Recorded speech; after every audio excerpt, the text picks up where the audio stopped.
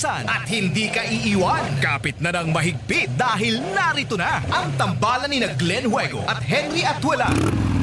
Riding in tandem sa balita. Riding in tandem sa balita. Glenn Huego at Henry Atuela. Riding in tandem sa balita. Glenn Huego at Henry Atuela. Riding in tandem sa balita. Magandang Thursday evening po sa inyo mga ka-riding in tandem. Ako pa rin po si Glenn Huego. Samahan niyo po kami isang oras na balitaan, kwentuhan sa programang hindi kayo iiwan. Ito po ang Riding in Tandem sa Balita. At ako naman po si Henry Atuelan, angkas na sa programang punong-puno na impormasyon, Riding in Tandem sa Balita. At syempre po dahil sa Double B kayo nakikinig mga ka-riding in tandem, tayo ay magdo-Double B. Bantay, Bagyo. Super Radio, DZBB, Bantay, Bagyo. Yan, nasa Yan, ating tandem, linya, ka-riding in tandem, si Miss Lori De La Cruz ng Pag-asa. Alamin natin ang latest kay Basyang. Miss Lori, magandang gabi po sa inyo. Magandang gabi din sa lahat ng ating mga taga-subaybay. Kasalukuyan natin monitor itong bagyo dahil malapit na nga po itong mag-landfall doon sa Surigao del Sur. Huling nakita ang kanyang sentro sa rayong 115 kilometers silangan ng Hinatuan, Surigao del Sur at pwede pong mag-landfall ito mamaya lamang huya before midnight o kaya naman ay early morning, madaling araw. So sa ngayon, nasa tropical storm category pa yan, kung kaya't signal number 2 pa rin nakataas sa Siquijor, southern portion ng Negros Oriental, southern portion ng Negros Occidental, southern portion of Cebu, southern portion of Bohol, Surigao del Norte including Siargao, Bukas Grande Island, Surigao del Sur, extreme northern portion of Davao Oriental, Agusan del Norte, Agusan del Sur, Misamis Oriental, the northern portion of Bukidnon, northeastern portion ng Lanao del Norte, northeastern portion ng Misamis Occidental at maging sa Camiguin. Signal number 1 naman sa southern portion ng Occidental Mindoro, southern portion of Oriental Mindoro, Romblon, northern portion of Palawan, including Calamian and Cuyo Island, maging sa Cagayan Silo Islands at southern portion ng Masbate. Signal number 1 din sa southern portion ng Eastern Samar, southern portion ng Samar, Biliran, Leyte, southern Leyte, rest of Bohol, rest of Cebu, rest of Negros Oriental, rest of Negros Occidental, Guimaras, Iloilo, Capiz, Aklan at Antique. Sa Dinagat Islands, northern and central portions ng Davao, Davao de Oro, Davao del Norte, northern portion ng Davao del Sur, at maging sa rest of Bukidnon, northern portion ng Cotabato. Lanao del Sur, northern portion of Maguindanao del Norte, northern portion of Maguindanao del Sur, the rest of Lanao del Norte, the rest of Misamis Occidental, the eastern and central portions of Zamboanga del Norte, northern and central portions of Zamboanga del Sur, maging dito sa northern portion ng Zamboanga, Sibugay. So, we're hoping by this time ay handa na po ang ating mga kababayan at nasa safe na lugar po sila dahil anumang oras ay pwede na po itong mag-landfall. So, yan ang latest mula dito sa Pag-asa. Ma'am Lori, may posibilidad bang umakyat pa at magbago ng direksyon itong bagyong Basyang, ma'am? Sa ngayon, mababa naman na po yung chance. Okay. Ma'am, pero kanina ma'am, sa mga interview namin kaninang umaga tandem, kagabi pa lang, matindi na ang ulan ma'am, Surigao area. Sa Yes, Surigao. po, madaming pag-ulan po ang dala nito, sir. Oo, yan. So, maraming salamat, Miss Lori. Yes po. Yan, tandem, si Lori De La Cruz yan, ang weather specialist ng Pag-asa ka-riding in tandem. So, ito ho yung mga asahan ho natin, mga ka-riding in tandem, ha? Critical hours, tandem, ito na. Itong mga sandaling ito, tandem. Ang binabanggit mula ngayong oras na ito hanggang hating gabi. Yes. Yung banggit po ni Ma'am Lori sa ating forecast po kanina. O, sa mga nasa signal number 2, ang Siquijor, southern portion ng Negros Oriental, southern portion ng Negros Occidental, southern portion ng Cebu, at southern portion ng Bohol. Gayun din tandem sa Mindanao naman, itong Surigao del Norte. Kabilang ho ang Siargao, Bukas Grande Islands, Surigao del Sur, extreme northern portion ng Davao Oriental, Agusan del Norte, Agusan del Sur, Misamis Oriental, northern portion ng Bukidnon, northeastern portion ng Lanao del Norte, northeastern portion ng Misamis Occidental, at ang Camiguin. Yan po ay sa Visayas at Mindanao. Signal Pero number 2. wait, there's more ha. Ayan, Meron tandem. pa tayo sa Luzon. Itong bahagi po ng Occidental Mindoro, nasa signal number 1 po ito. Yung southern portion po ng Oriental Mindoro, yung Romblon, northern portion po ng Palawan, ang Calamian, Cuyo at Cagayan Silo Islands. Nasa bahagi po ito ng Masbate. Pagkarami, tandem. Meron pang ibang mga lugar naapektado din po ng signal number 1 sa bahagi po ng Mindanao. Ito yung Dinagat Islands, northern at central portion ng Davao Oriental, Davao de Oro, Davao del Norte, northern portion ng Davao del Sur, rest of Bukidnon, northern portion ng Cotabato, gayon din po sa Lanao del Sur, northern portion ng Maguindanao del Norte, northern portion ng Maguindanao del Sur, rest of Lanao del Norte, Misamis Occidental, eastern at central portion ng Zamboanga del Norte, at gayon din ang northern at central portion ng Zamboanga del Sur at northern portion ng Zamboanga Sibugay. Super Radio DZBB Bantay Bagyo. Ayan, Tandem. Ayan, samantala, Tandem, tanggap po tayo ng mga report. Ika-80 anibersaryo ng bilateral relations ng Amerika at ng Pilipinas inilunsad ngayong gabi. May report si JP Soriano ng GMA Integrated News. JP, tirahin mo! Len at Henry, mga kapuso, yung paglulunsad na yan ng ika-80 taong anibersaryo ng bilateral relations ng Amerika at Pilipinas, idinaan po sa pamamagitan ng paglulunsad ng isang logo, official logo ng 80th anniversary ng US-Philippines bilateral relations dito sa isang globo sa tapat ng isang napakalaking mall sa Pasay City. Alam na natin kung ano yan. At pinangunahan nga ito ng mga leader o mga tika US Embassy in the Philippines.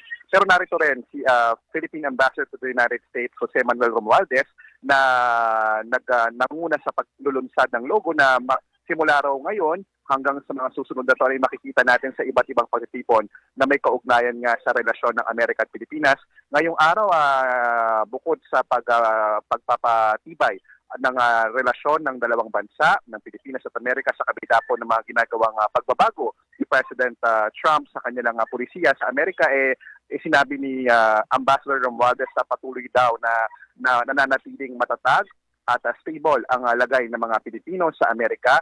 Sabay sabi na meron daw personal na invitasyon itong si US President Trump kay Pangulong Bongbong Marcos na lumahok sa binuong Board of Peace ng United States of America at pag-aaralan daw ito ng gobyerno ng Pilipinas at kung posible raw itong tatanggapin, malalaman daw natin sa mga susunod na araw. Bago impormasyon po yan mula kay Ambassador Romualdez. Ang inyong kapuso, JP Soriano ng GMA News, sa gulat para sa Super Radio DZBB, dapat totoo. Samantala, ang opisina po dating pinamumunuan ni Finance Secretary Frederick Go tuluyan ng binuwag ng Pangulong Bongbong Marcos. Detalye mula kay Tuesday News. Tuesday. Tuluyan ng binuwag ni Pangulong Ferdinand Marcos Jr. ang Office of the Special Assistant to the President for Investment and Economic Affairs o OSAPEA na dating pinamumunuan ni Finance Secretary Frederick Go. Sa bisa ng Executive Order No. 108, ilipat at isasama na sa Office of the Executive Secretary ang lahat ng tungkulin ng OSAPEA upang gawing mas simple at mas mabilis ang pagproseso ng mga usaping may kinalaman sa pamumuhunan at ekonomiya. Kasama sa ililipat ang mga dokumento, gamit at mga kawani ng OSAPEA alinsunod sa umiiral na mga batas at patakaran. Mananatili namang chairperson ng Economic Development Committee ang Finance Secretary habang ang Executive Secretary ang mamumuno sa Semiconductor and Electronics Industry Advisory Council. Ayon sa Malacanang, layo ng hakbang na ito na pabilisin ang pagdidesisyon ng pamahalaan at patibayin ang koordinasyon sa pagpapatupad ng mga programang pang-ekonomiya. Ako si Tuesday Saguniyo ng GMA Super Radio DZBB, dapat totoo. Salamat sa iyo, Mamo Tuesday. Samantala, kauna-unahang Oplan Kontrabaha Summit isinagawa ng DPWH sa lungsod ng Maynila. Luisito Santos, LA! Highway, so DPWH ang kauna-unahang Oplan Kontrabaha Summit dito sa lungsod ng Maynila. Pinaunahan ni DPWH Secretary Vince Dizon ng summit na dilaluhan ng iba't ibang mga opisyal ng iba't ibang ahensya ng pamahalaan, kabilang na sina MD General Manager Nicolas Torres III at ating DPWH Secretary Rogelio Singson. Sinabi ni Secretary Dizon na lain itong paigtingin at pagawigin pa ang Oplan Kontrabaha alinsunod sa utos ni Pangulong Bongbong Marcos para matiyak ang kahandaan ng pamahalaan pagdating sa ulan. Binigyan din ng kalihim na maraming maaaring gawin upang maresolba ang baha, partikular na dito sa Metro Manila, nang hindi pa kinakailangang gumastos ng bilyon-bilyong piso ng pamahalaan. Kasabay nito, tiniyak din ng kalihim na patuloy na gumagawa ng hakbang ang pamahalaan upang maibsan ng matinding pagbaha, kaya ng pagpapalawak ng mga ilog, pagtatayo ng mga retention ponds, at pag-reactivate ng mga cut-off channels.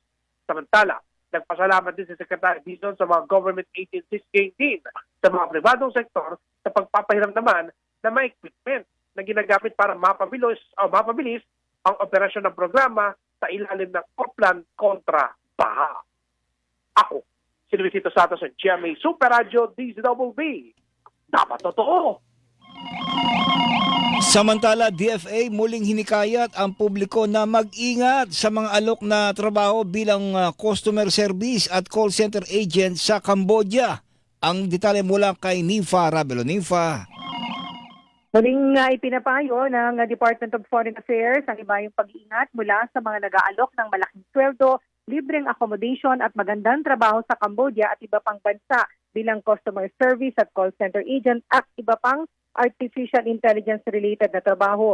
Sinabi ng DFA na dapat maging maingat at huwag basta kumagat sa mga pangako upang hindi mabiktima ng human traffickers. Kasunod yan ng repatriation mula sa Cambodia ng 191 na mga Pilipino na pinagtrabaho sa scam centers doon nga sa Cambodia.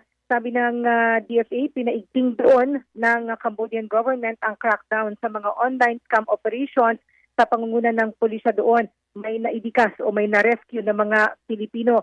Sa noong 2025, na idikas ng Philippine Embassy sa Cambodia ang 377 377 ng mga Filipino na biktima umano ng human trafficking at noong January lamang ay 266 ang nailigtas. Ako si Ninfa Ravelo ng GMA Super Radio DZBB. Dapat totoo. Glenn Huego at Henry Atualan riding in tandem sa balita. Maganda yung report kanina ni parang LA yung Kontrabaha Summit. Actually, kanina rin yata yung tandem yung sa may Malabon naman. Pero nakakapagtaka lang ho talaga. Ba't talagang kada operasyon ninyo talagang dami yung basura, no? Parang kahit anong dami ng operasyon tandem ng ating gobyerno, ba't ganun pa rin? Parang walang pagbabago. Ang problema kasi tandem, parang pabalik-balik yung problema talaga tandem. No? Hindi natin malaman kung saan talaga nanggagaling yung mga basura eh.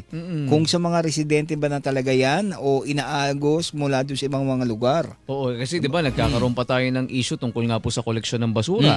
Kasi sa Araneta, hindi naman tayo pwede magbulag-bulagan. Talagang iniipon ho nung iba eh. Ng mga nagkakalakal, iniipon nila somewhere.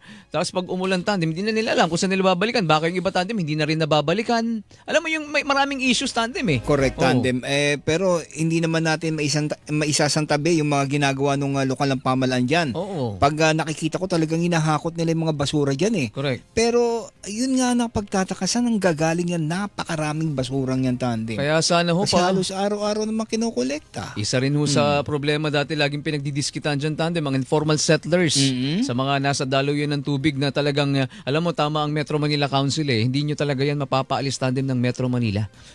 So talagang ang technique parang sa San Juan, ang ginawa ng San Juan City tandem, dito na lang kayo sa amin pa rin, pero high-rise na lang talaga. Ayan. Ang tagal na kasing plano tandem, yung high-rise condo dyan sa medyo magastos din kasi talaga eh. Pero meron ng may budget na yan tandem. Totoo naman, yan ang tututukan ng ating DSUD, ng housing, ng Pangulong Marcos. Tignan ho natin kung masusolusyonan tandem Ay, basura nga naman. Samantala tandem, narito naman po sa iba pang mga balita, ang mga Double B, bagong mga balita. Glenn Huego at Henry Atualan riding in tandem sa balita. Bagyong Basyang napanatili ang lakas habang papalapit sa Caraga Region. Landfall ng bagyo. Inaasang sa Surigao del Sur ngayong gabi o bukas ng umaga. Riding in tandem sa balita. Preemptive evacuation isinasagawa sa Caraga Region at Negros Island, ilang lugar na inaasang maapektuhan ng Bagyong Basyang. Riding in tandem sa balita. Senador Bong Revilla na nakadetine sa kasong malversation kaugnay sa flood control scandal.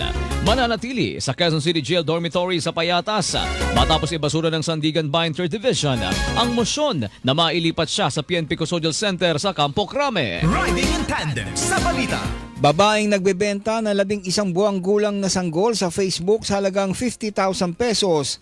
Hinatulang guilty ng Quezon City Regional Trial Court. Riding in tandem sa balita. Petisyon na kumukwestiyon sa legalidad ng ordinansa sa lungsod ng Maynila na nagpapatupad ng dagdag singil sa pangungulekta ng mga basura. Inihain ng isang guro sa Supreme Court. Manila Mayor Isko Moreno sinabing hindi naman taga Maynila ang petitioner. Riding in tandem sa balita. Labi ng pinaslang na babaeng pulis at ng kanyang 8 taong gulang na anak na ihatid na po sa huling hantungan sa Taguig. Riding in tandem sa balita. Driver ng isang pampublikong jeepney na nakita sa viral video na nag-counterflow at nagbitiw ng mga masasakit na salita. Pinagpapaliwanag ng LTO.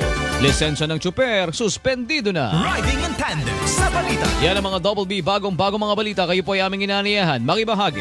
Mag-text sa 0917-594-5941, 0917-594-5941. At syempre mga kapuso, mga katandem, para po hindi mahuli sa mga balita, sundan ang mga social media accounts ng Super Radio DZBB. Mag-subscribe po sa aming YouTube channel at follow kami sa Facebook, TikTok at X. Hanapin lamang ang Super Radio DZBB para makita ang aming mga official social media accounts. Kaya tutok na po para sa mga balitang tama at totoo, mga kapuso. Tandem, isa pa sa magandang magkomento kayo kung kayo hubay umaagree, Tandem, dito sa report ng Philippine Statistics Authority, Tandem, na ba itong Enero, bumilis po ng 2.0% ang inflation o yung antas ng pagtaas ng presyo ng mga bilihin at serbisyo nito pong January. Mas mataas ho yan kumpara sa 1.8% inflation noong December 2025. Kung aagree kayo, Tandem, dito ang dahilan daw nito, Tandem, sa bahay. Tandem, mahal talaga renta. Totoo yan, Tandem. Pero Oh. nililinaw ng DSUD. Kailangan hindi lalagpas sa 1% lang yung i-increase ngayon. Increase dapat. Water! Nako! Nako. Totoo to. Simple to pero rock. Tubig. Hindi nyo lang namamalayan to, Tandem. Kasi nga, siguro baka bill mo lang 300. Nako po. Pero paunti ng paunti yan. Kuryente. Nako, hindi mo na dapat pag-isipan yan, Tandem. Talagang pataas ang pataas eh. Ito ang kahit malamig. Hindi lang yun, Tandem. Kahit anong promote nila ng gumamit ka ng ganitong appliance para bumaba yung kuryente. Ala din eh. Halos lahat na ng gamit namin, puro inverter na. Ganun pa rin. Mamundo ka na lang. Tandem Gas! Ay, totoo naman. Oo Siyang naman. tunay. Talagang grabe ang laro nung natin, produktong petrolyo. At syempre, Tandem, isa rin to sa napansin ko, Tandem, ang mahal ng pagkain sa mga restaurant ngayon. Hindi lang sa restaurant, napansin yung, Tandem? Kahit sa palengke, ang mahal ng pagkain, Tandem. Ayun na yun. Iba na yun. Hindi lang sa restaurant. Intindihan ko itong mga umaapila ho dito. Totoo ho ito. Kasi syempre, may part na ho kasi ng service ang restaurant. May service charge. Totoo. At lahat halos, Tandem, nagmahal. Totoo ho yan. Yung dati kong binibiling tsinelas na tigda 200. Iba na yan. Ngayon ay kulang-kulang 500 na. Grabe. Isa pa po kasi sa dahilan dito, Tandem, isa po sa pag-aaral ng PSA talaga, Tandem. Syempre, sa mga restaurant, Tandem, kung mahal ho talaga yung kinakainan ninyo, of course, mararamdaman nyo dahil karamihan dyan, Tandem, yung iba imported ang mga sangkap. Ayari ka doon. Ay nako, hindi naman ako mahilig sa imported eh. Ang hina ng ano mo. Ang hina ng piso mo. Nako, ngayon wag na tayong lumayo-layo, Tandem. Punta ka na lang ng palengke. Yun na lang. Ala ka ng mabiling mura. Kahit yung ikaw na lang ang magluluto, masakit pa sa bulsa. Totoo yan, Tandem. Yung bigas nga, Tandem hindi nila malaman kung bakit nagmamahal. Oo nga, di ba? Hanggang ngayon parang tuloy-tuloy yung pagtaas ng ng presyo. Dati nga naniniwala pa ako sa sinasabi ng nanay ko na wag na kayong kain ng kain sa labas. Lalo kayo napapamahal. Ay, sabi niya, magluto na lang kayo sa bahay. Pero, Tandem, na-realize ko, parang mali na ngayon eh. Kasi mas mahal na yung pagkain sa labas. Pagod ka pa. Di ba yun yung sabi nila, pagod ka pa? Ang mahal din naman ng bilihin, naggas ka pa. Totoo yan, Tandem. Pero ang problema niyan, Tandem, kung bumibili ka sa labas, yung pinapa-deliver lang, mapapansin mo rin, Tandem, na yung dati mong binibili sa ganung halaga, paunti ng paunti. Totoo yun. Oo, di ba? Hindi ka mabubusog. 10 beats ka-riding in Tandem. Ayan, dami na kagad nag-o-opinion sa atin, Tandem. Basta pag-presyo ko talaga ng mga bilihin, Tandem, lahat relate match ang ating mga kababayan. Ano naman yung kalahating spaghetti? Pababa? Anong kalahating spaghetti? Ito talaga si kalahating spaghetti talaga to eh. Kalahati? Ano, pababa o pataas? Sex Bombay to. Ayan. Sige, ka-riding in Tandem. Mamaya, Tandem dahil nga po ito na ho yung bagyong Basyang, at may mga nasa critical hours na ho tayo. Sabi nga po ng Pag-asa mamaya, alamin natin yung preparation ng DSWD. At syempre, Tandem, mukhang ang daming mga scammer ngayon Ngayon dahil nga PEB-ibig. Hindi lang yung, Tandem. May aminado ang DICT. Pagpasok ng 2026, iba't ibang uri ng scam. Kaya nga. At ito po ay mas makabago kumpara ng mga nakaraang mga taon. Kasi ang pinapangambahan yung paggamit ng artificial intelligence na Kaya ani nga. mo'y totoo. Oo nga. Yan. Kaya nga, kasi makikita nyo sa text sa inyo, halimbawa nakalagay, DSWD talaga. Paano hindi ka maniniwala? Totoo yan. Oh, sorry dito sa mga telco, hindi nyo pa rin nare-resolve yan. Aminin ninyo, ang nag-a-appear sa phone namin, yung pangalan ng telco.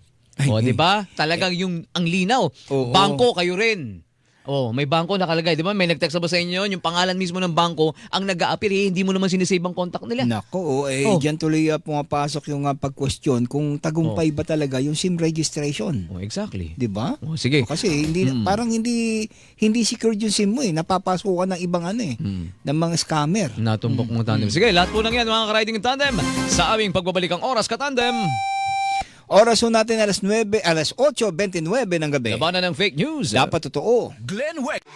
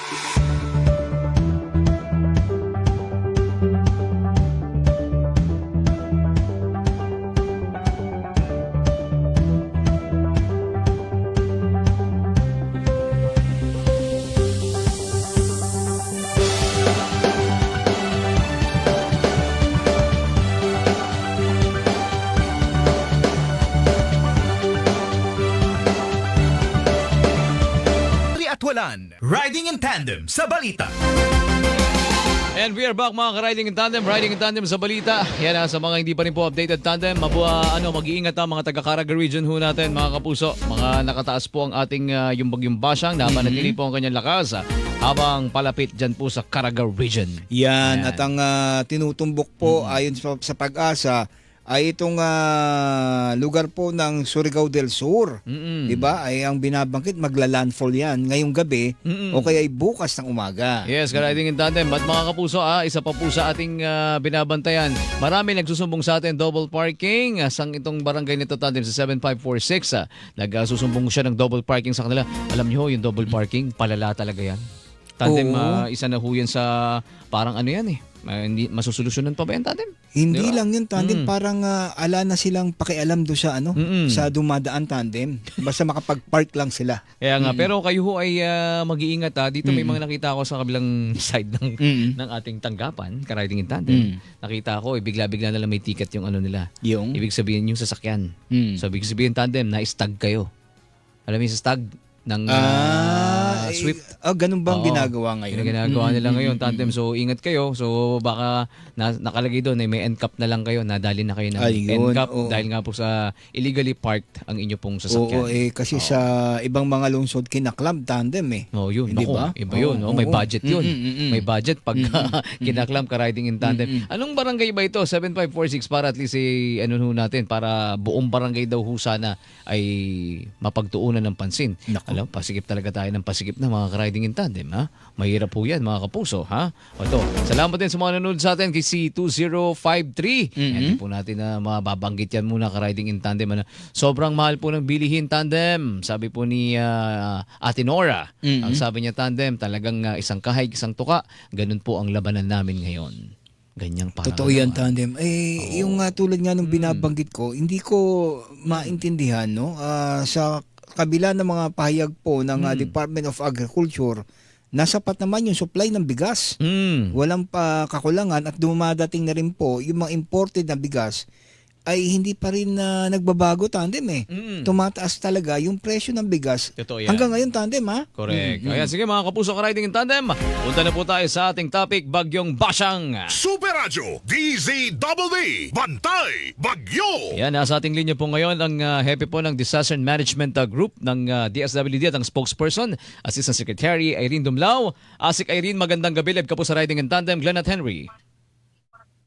Glenn at Henry, magandang gabi po sa inyo. Magandang gabi din sa lahat ng sumusubaybay ng inyong pong programa. Yes ma'am, kakakausap lang namin sa Pag-asa. Approaching na po ng Caraga Region ang Bagyong Basyang and critical ho itong mga oras na ito, lalo ngayong gabi. Ma'am, ano ho bang mga napaghandaan ng DSWD, lalo na po sa area ng Caraga? Well, Glenn at Henry, ang Department of Social Welfare and Development, of course, meron na po tayong mga isinasagawa na initial na tulong sa mga naapektuhan natin mga kababayan. Gayun din po, nais nating banggitin na sapat po yung resources natin na nakapreposition sa mga iba't ibang warehouses. Gayun din po sa mga iba't ibang critical and major ports around the country. Kung kaya nga po kapag may mga request for augmentation support ay nakahanda tayo na mag-extend ng assistance. Sa katunayan, Glenn at Henry, dyan po sa Caraga Region, nakapag-release na tayo ng mga more than 300 family food packs at gayon din yung mga ready-to-eat food boxes. Kasi meron po tayong mga kababayan na stranded po sa mga ports dyan sa Surigao, gayon din po sa Region 6 and in the Negros Island region. So, meron na rin po tayo na ipahatid ng mga ready-to-eat food boxes kasi mahalaga iyan, lalo na na sa mga ports wala naman silang mapagbibilhan o mapagkukunan ng pagkain. So, mahalaga na meron tayong may provide na nutritious foods na hindi na po kailangang lutuin o initin pa habang sila nga po ay naghihintay na makapagpatuloy sa kanila pong mga biyahe. Opo. Sa mga oras na ito, Asik, may mga natatanggap na po ba tayong report ng mga datos na dumadating sa ating tanggapan patungkol po sa bilang ng mga nailikas o nasa mga evacuation center na po? Well, meron na po as of our 6 p.m. Monitoring, meron na pong 37 evacuation centers na nakakapag-serve sa mga internally displaced persons. Sa katunayan, merong 1,710 families o may katumbas po yan na 5,847 na katao mula sa Surigao del Sur na pansamantala nga po ay nanunuluyan na muna dyan sa mga evacuation centers. Gayun din po, meron namang 101 families or 268 individuals. Gayun din po from Surigao del Sur na pansamantala naman po nanunuluyan sa tirahan po ng kanila pong mga kaanak. And sila ay patuloy po nating minomonitor. Alam mo kasi Glenn at Henry, of course, nagsagawa ng preemptive evacuation ng mga local government units. And maganda po itong isinagawa dahil talagang tinitiyak natin na mailayo po sa panganib itong mga vulnerable populations na ito. Ma'am, kamakailan lang, ma'am, laging nililindol itong Caraga region, ma'am, di ba? Sa Surigao area, Agusan Tanden, yung mga nakalipas na buwan. Ma'am, paano ho natin na hinaharap po ito? May mga preparation din ba kayo, psychosocial support sa ating mga kababayan dyan? Kasi ma'am, ang dami ng kalamidad, masyadong tumatama sa rehiyon nila. Tama po. Ang DSWD naman, tumulong tayo sa pag-setup ng family tents at nag-distribute din po ng mga family food packs, particularly in Sultan Kudarat. Dahil nga tamang nabanggit nyo, for the past few weeks ay sunod-sunod nga po yung mga pagyanig dyan sa area. Kaya tumulong po tayo na mag-set up nga ng mga family tents and tumulong din tayo sa pagtitiyak na ligtas at naibibigay yung pangunahing pangangailangan ng ating mga internally displaced persons. Of course, ito po ay alinsunod sa kautusan ni Pangulong Marcos Jr. na tiyakin na lahat ng pangangailangan ng ating mga kababayan, particularly those who are affected and at risk dahil sa mga disasters na ito ay nabibigyan po ng immediate assistance. So, sabi naman po ni Secretary Rex Gatchalian sa amin, tiyakin na meron kaming mga sapat na mga nakapreposition na goods and mag-reach out kami sa mga local government units so that we could immediately also provide augmentation support sa kanila. Ma'am, balik lang tayo sa sa Bagyong Basyang. Sa report po ng Pag-asa, malawak-lawak po yung apektado Luzon, Visayas at Mindanao, pagkarami po mga lugar. At ang kaibahan nito, Tandem, mahina yung Basyang pero madami pong ulan yung dala nito. Ma'am, kumusta po yung mga evacuation center natin? Nakatitiyak ba tayo, ma'am, na hindi abutin ng baha? Well, tayo naman po, dahil tayo nagpo-provide din ng technical assistance sa mga local government units in terms of camp coordination and camp management for the protection of internally displaced persons. Kasi Glenn at Henry, yung mga evacuation centers, yan po ay itinatayo ng mga local government units. Sila rin po ang nag-identify ng mga possible facilities na pwede nga pong gamitin as evacuation centers. So tayo po pumapasok to provide augmentation support in the form naman of food packs, and augmentation support also in camp coordination and camp management. So, tayo tinitiyak natin na maayos yung mga evacuation centers at naibibigay yung mga pangangailangan ng mga IDPs natin, yung mga lumikas doon sa mga evacuation centers. So, tayo naman po, again, as I've said, nakikipag-coordinate sa mga local government units. Lahat po na ikabubuti ng ating mga kababayan ay pinag-uusapan at kung merong mga issues tayo na nag-gather, alam nyo kasi, umiikot kami ni Secretary Rex Gatchalian at nakikita natin yung mga evacuation centers. And even if, dahil nga it's a whole of government approach that we're employing, dahil kahit hindi pa yun ang mandato ng DSWD, Secretary Rex would immediately confer with other cabinet secretaries who have the mandate to respond to other concerns na nakikita natin sa mga evacuation centers. At dahil nga dyan sa maayos na koordinasyon po nila, ay na-address po yung mga issues na nag-gather po natin from the ground. Tsaka ma'am, di ba tama ang pag tayo nag-uusap sa labas, ma'am, na laging sinasabi ni Secretary Rex Gatchalian, dapat Tandem, hindi nagugutom ang evacuees Tandem, dapat maraming pagkain, ibuhos kung anong meron tayo, lahat ng mga resources na kailangan. Kumbaga, hitik dapat ang pagkain. Tama ho ba, Asek Irene? That's correct. Sa katunayan nga po, ang national stockpile ng DSWD, yung mga family food packs po natin na naka-store o naka-preposition sa iba't ibang warehouses po natin, nasa mahigit 3.5 million na po yan na family food packs. At araw-araw ay nagpo-produce pa rin po tayo sa Luzon Disaster Resource Center and sa Visayas Disaster Resource Center ng mga family food packs para madagdagan yung mga stockpiles natin at kung kinakailangan mag-replenish tayo ng mga goods na ipoprovide na natin sa mga iba't ibang mga local government units, ay agad din naman tayo makakapagpadala. Now, to address lang the concern on areas that are potentially to be affected and are being affected right now, nais nating banggitin kung ano yung bilang ng ating mga stockpiles. So halimbawa sa Caraga region, more than 186,000 family food packs are prepositioned po dyan sa ibang mga warehouses natin. Dyan naman po sa Region 8, more than 161,000 family food packs.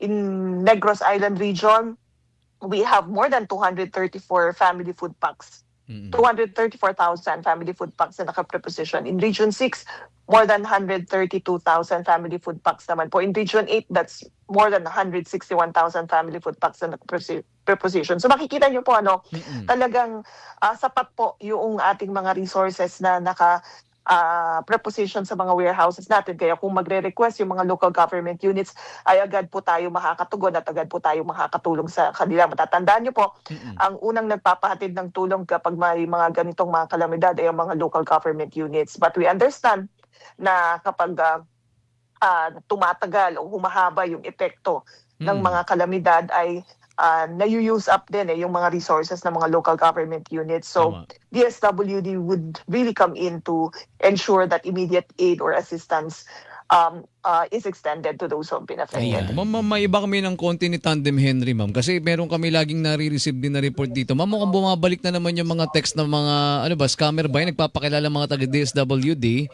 Then, magbibigay daw ng ayuda.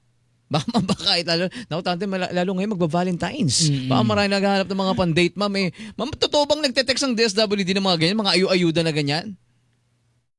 Well, Glenn at Henry, nais nating linawin na ang DSWD po ay hindi nagpapadala ng mga mensahe sa pamamagitan po ng mga text messages or sa pamamagitan po ng Facebook Messenger.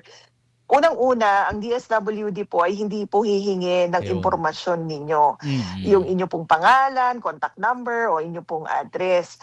Gayon para lang mapasama sa aming mga programa. Kasi ang aming pong mga social protection programs and services are well targeted. Meron po kaming targeting system na ginagamit. So alam po namin who are eligible or not for the various programs that we are implementing. Pangalawa po, hindi po kami magsisirculate ng mga mensahe na magsasabi na kami po ay magpapadala ng halaga in exchange certain amount in exchange for your personal information. So again, we would like to take this opportunity to warn the public. Pinapaalalahanan po namin kayo na wag po basta-basta maniniwala sa mga mensahe na natatanggap po nyo. Lalo kung hinihingan nga po kayo ng personal na impormasyon.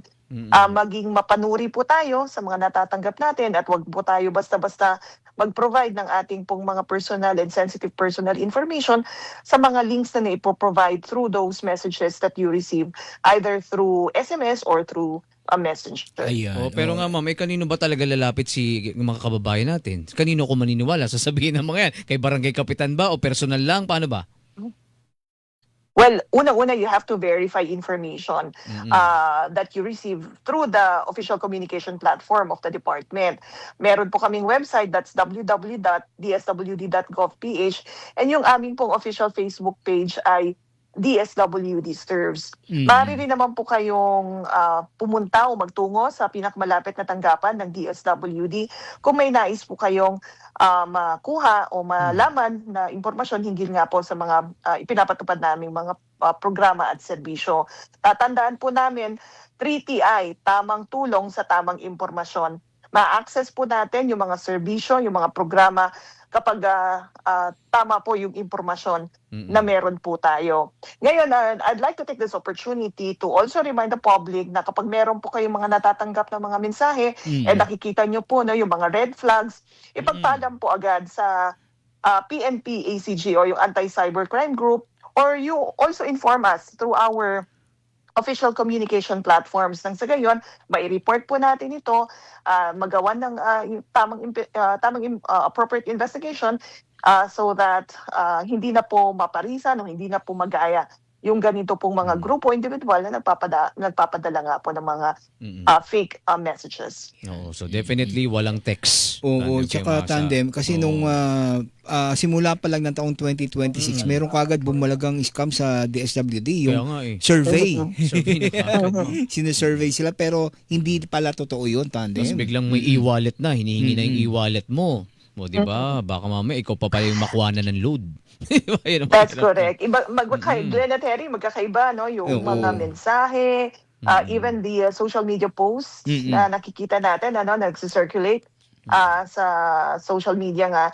So again, huwag po tayo basta-basta maniniwala sa mga nakikita po natin o nare-receive na mga messages because the only way to learn more about the programs and services that the department is implementing ay sa pamamagitan nga po ng mga official communication platforms po natin. Alright. Asik Irene, maraming salamat. Lagi mag-ingat. Good night po sa inyo. Maraming salamat, Glenn at Henry. Magandang gabi din sa inyo. Yan, mga kapuso, mga ka-riding in tandem, si Assistant Secretary Irene Dumlao, siya po ang hepe ng Disaster Management Group ng DSWD. Siya rin po ang tagapagsalita. So, ready na Ayan, sila. So, ang red flag, ayon po kay Asik Dumlao, pag may link, huwag niyong i-click. Oo nga. Yan. Mangingi ng impormasyon nyo, tandem. Bakit kailangan mo ng impormasyon ko in the first place? Tapos, hiningi pa yung e-wallet account mo. Kasi tandem, alam nyo bang may mga paraan, tandem, na halimbawa, nilagay kayo, mamaya QR code pa yung isend ninyo. Makukuhanan kayo. Sa halip na mabigyan kayo, kayo pa yung nakuhanan ng load ninyo sa Totoo e-wallet. yan. At siguro kailangan ng doble kayo ng DICT dahil maging sila ay aminado na mo totoo talaga. Palala. Itong mga scam na to dahil yung paggamit nga ng AI tandem. Totoo, tandem. Yan ang isa sa kanilang pinoproblema. Ngayon tandem, isa sa kanilang paraan para masawata itong mga scam sa mga social media, may nagsasabi na irehistro Oo. yung social media tulad nung SIM registration. Kaya lang agad kinontra ng mga iba't ibang grupo yan, tandem. Oo, kaya nga tandem, Neng, Toy, yung mga may alam po sa mga ganyan, social media, yung mga maaalam, turuan ninyo yung mga nanay, tatay. Alam nyo, tandem, sa totoo lang, ang dami kong kamag-anak, kakilala sa probinsya, laging pinapadala sa akin kung totoo ho ba ito, Toy. Pero okay naman na nagtatanong kayo sa akin, ano? Pero tandem, sipi mo, ang hirap ng walang alam sa ganitong bagay. At sa hirap kasi ng buhay ngayon, tandem, no, maraming kumakagat sa mga ganyang patibong, tandem. Lalo pinag-uusapan, halimbawa, pera. Totoo. O ikay kikita dito, kapalit, kailangan muna nating may processing fee muna bago ka makapasok sa trabahong ito. Tsaka tayo, tandem, naniwala nga tayo yung pinakamasaklap dito, tandem. Ba't ganun? Pangalan mo yung totoong pangalan ng bangko yung nandyan at malupit pa, tandem, nakahalo sa lihito mong message niya. Ba't ganun? Totoo yan. Ang sabi ng mga eksperto, kung susuriin mo, talagang iba. Pero halos kahawig. Yan yung problema. May mga dot daw na hindi tugma doon sa original na website. Website. Number one yun. Lalo na rito, tandem, yung sa malaking e-wallet, tandem, tinanong ko yun sa kaibigan natin, na taga ron mismo nagtatrabaho, bakit ganito? Ito yung confirm na nag-text sa akin dati. Talagang siya yun. Pero bakit pati yung scam text, humalo dun sa text na lihiti mo? Yun yung nakakabahala. Totoo yan, tandem. Pero in fairness naman po sa mga e-wallet, tandem, kapag nakakita sila ng mga ganitong mga red flag, sila nagte-text din sila eh. Totoo. Mag-ingat po kayo sa ganyan, hindi po kami wala ho kaming promong ganyan. Wag ho kayong wag niyo i-click yan, ganun. Kaya nga yung mga tinatamad po sa teknolohiya, ka-riding tandem, nakulaanan nyo ho ng oras, mahirap. At baka isang igla po natin dahil sa ating pong kawalan ng malay sa ganitong bagay, tayo yung manakawan ng perang pinaghirapan. Ano? Sige, mamaya tandem, magbabalik ko kami ang oras ka tandem. Oras natin alas 8:51 ng gabi. Labanan na.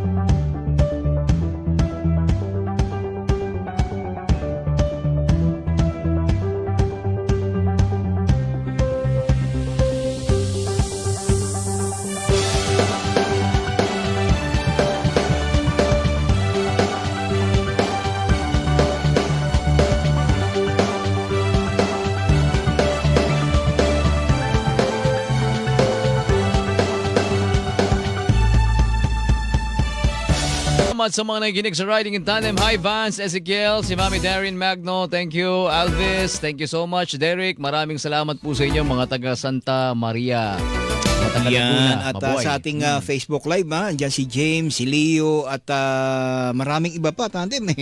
Nawala bigla. Oo, sa mga nagtatanong po ng presyo ng bulaklak, next week tayo mag-usap.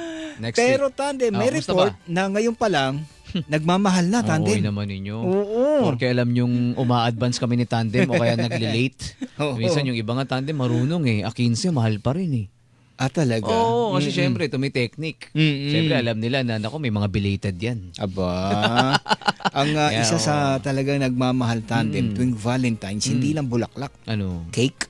Ay, oo. Totoo, Grabe, yung mga ah. matatamis. Mahaba ang pila. Kasi ho, yung ibang mga walang love life, ang ginagawa nilang ka-love life nila Tandem, si mama, si tapa. Oo. Yan na lang, tama At yun. ang binabanggit po ng si ICC Tandem, no? Oo. Kaya sa ilalim po ni Undersecretary Aboy Paraiso Patay. Tandem, Oo. karamihan po sa mga nabibiktima ng love scam Oo. ay yung walang love life. Naku, patay. Aba. Nuts. Umayos ka. Nakalagay sa kanya, self-love na lang daw. Ayan. Naku, yan ang mga target eh. Yan ang mga target. Alalahanin nyo, Tandem. Oo. Kapag nakita ng scammer, yung mukha mo medyo may kalungkutan Mm-mm. sa inyo pong profile picture sa FB, at natatawa si Will, Oo. ikaw ang target. Oo, meron nga Tandem na tinukoy Tandem na isang grupo. Oh. Ang pangalan ng grupo Tandem Ano? na mga scammer Ano? na pinapasukan ng mga scammer, Ano? Titos of Manila. Patay. Aba. Talaga ba? Oo.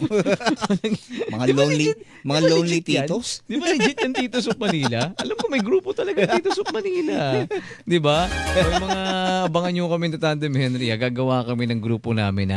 Pero Tandem, mag-iingat lang kayo sa ganyan. Kasi talagang totoo yun. Ang tinatarget mo nila, makikita nila pag yung si Mr. Lonely Man. Yan. Naku, patay ka. May mag-message sa'yo, hi Kya. Ayan. Ang problema Naku, Tandem in Manila, patay tayo dyan. Oo, di ba? Ang banggit nga Tandem ng Scam Watch Pilipinas Tandem dahil nga sophisticated na yung love scam. Patay. Gumagamit ng AI, yung inakala mong kachat mo na Naku. babae, Naku. yung pala'y mas lalaki pa sa'yo. Naku. Nako. Hi Kya. Busy ka? Bakit ganyan ka magsalita? May brace ako eh.